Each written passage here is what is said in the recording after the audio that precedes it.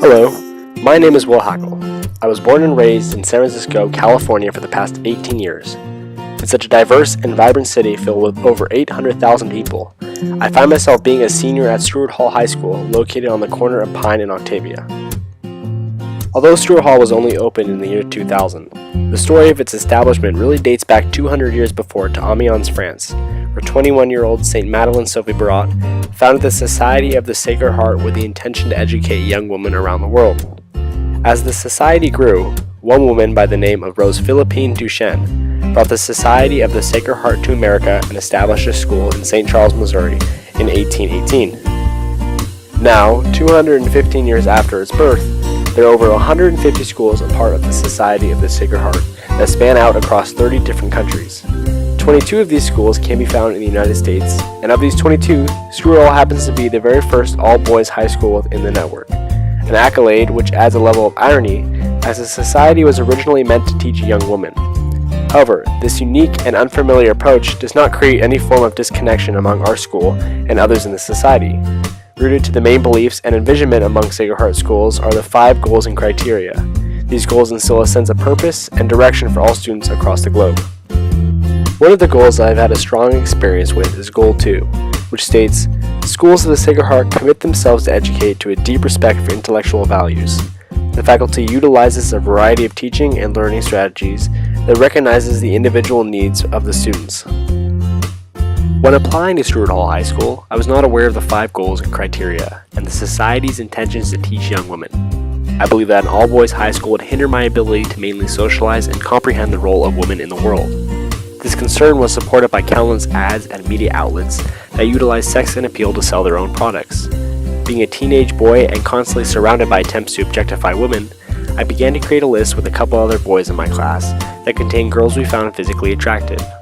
At the time, I was unaware of my actions and the fact that I was objectifying women based entirely off of their appearance. I felt as if society and the world of advertisements justified the behavior as both normal and acceptable.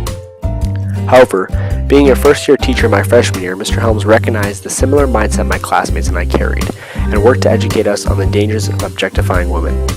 At the beginning of my sophomore year, he presented a PowerPoint emphasizing the dangers of sex and the risks of watching pornography.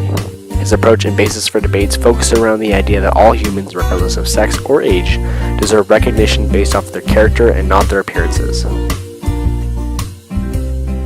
Toni Morrison in her novel The Bluest Eye does an exceptional job of explaining the discrimination individuals face when they are considered beautiful.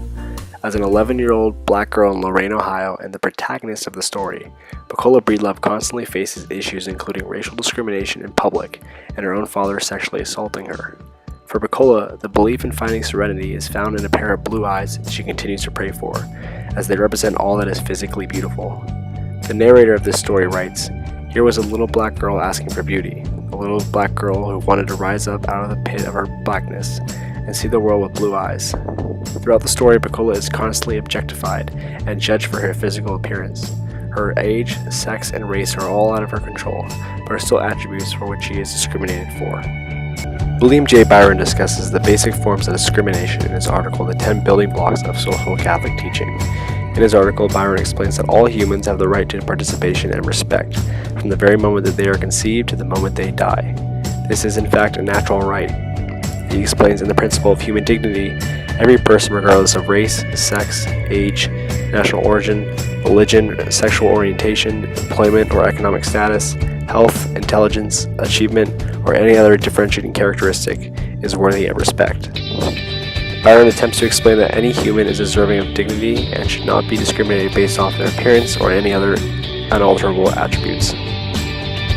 Although to me Goal 2 first resonated when learning about the objectification of women, the lesson has taken a different and more internal course over my last 4 years. Attending a school that provides proper space for personal growth to all has not only taught me to respect the intellectual values and dignity of others, but of myself as well.